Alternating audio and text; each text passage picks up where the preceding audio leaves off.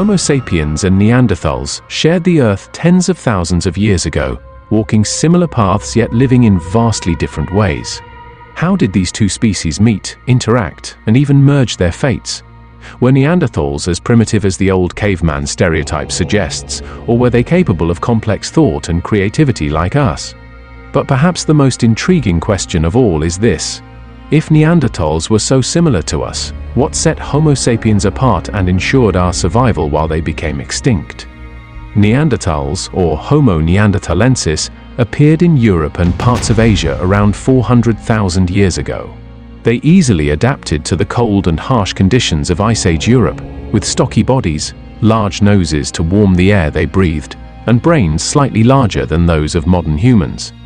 Meanwhile, Homo sapiens evolved in Africa roughly 300,000 years ago, developing leaner builds better suited to warmer climates. For tens of thousands of years, these two species existed in separate worlds, shaped by their environments and their unique challenges. But around 60,000 years ago, Homo sapiens began migrating out of Africa, and their journeys brought them face to face with Neanderthals. For years, scientists believed that Homo sapiens and Neanderthals were locked in competition for resources, with our ancestors eventually driving the Neanderthals to extinction. But recent discoveries tell a more complicated story. Evidence now shows that the two species not only coexisted, but also interbred. Today, most people of non-African descent carry between 1 to 2% Neanderthal DNA. This genetic overlap means that Neanderthals didn't entirely vanish. Genetic pieces of them live on inside us. But what were these interactions like? Were they hostile, cooperative, or something else entirely? The genetic legacy of Neanderthals is more than a curious footnote. It actively shapes the way modern humans live and thrive. For example, certain Neanderthal genes influence traits like skin and hair color, immune system function, and even our susceptibility to diseases. Some researchers believe that these genes gave early Homo sapiens an advantage as they adapted to colder, harsher climates in Europe and Asia. But not all Neanderthal genes are beneficial. Variants linked to allergies, depression, and blood clotting disorders have also been traced back to our ancient cousins. A reminder that the merging of species came with both gains and costs. Since they were discovered in the early 19th century, they were portrayed as brutish and unintelligent primitive beings incapable of the sophistication we associate with modern humans. However, this stereotype has been shattered by archaeological discoveries. Neanderthals were skilled toolmakers, crafting complex stone tools and even using natural adhesives to attach handles to their weapons. They were also hunters, capable of taking down massive Ice Age animals like mammoths and woolly rhinos. But their abilities extended beyond survival.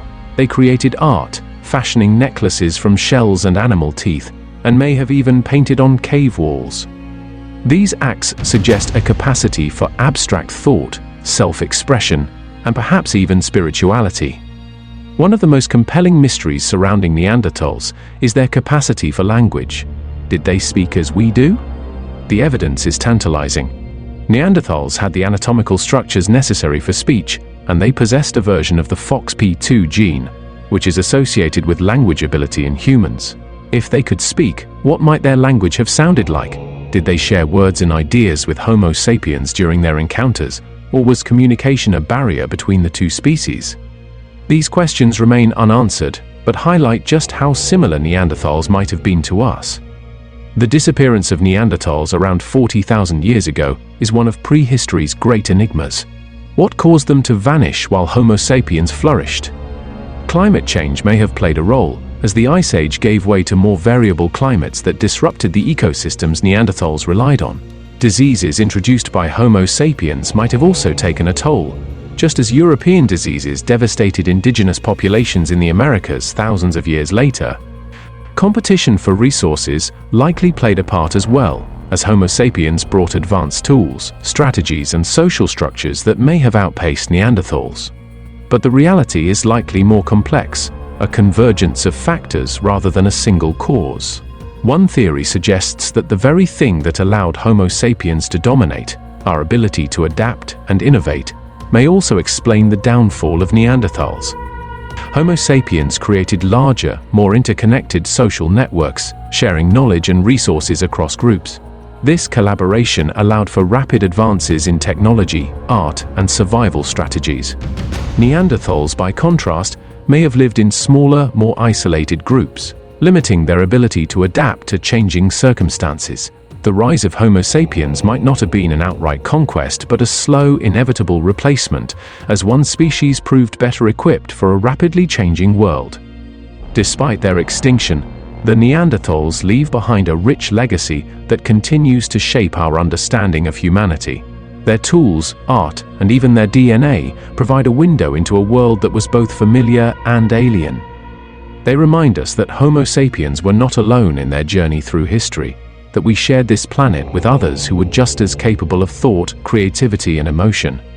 The fact that Neanderthals cared for their sick, buried their dead, and created beauty in their harsh environments challenges us to rethink what it means to be human. Yet, the more we learn about Neanderthals, the more questions arise. What did they think of Homo sapiens when they first encountered them? Did they see us as allies, rivals, or something else? And how did they experience their final days as their numbers dwindled and the world they knew disappeared? These mysteries linger, reminding us that the story of Homo sapiens and Neanderthals is not just one of survival, but of connection, loss, and the enduring puzzle of human existence. The intertwining fates of Homo sapiens and Neanderthals reveal much about our shared past and our uncertain future. Their story challenges us to consider our own resilience and fragility, our capacity for both collaboration and competition. It's a story that reminds us of our place in the web of life, of the connections that bind us to those who came before and those who will come after. Above all, it's a story of survival, of what it takes to endure in a world that is as beautiful as it is unforgiving. And as we continue to uncover the secrets of our ancient cousins, we find that their story is, in many ways, still our own. We hope you found our exploration into the Neanderthals intriguing, and invite you back for our next episode when we continue to explore the rise of humans.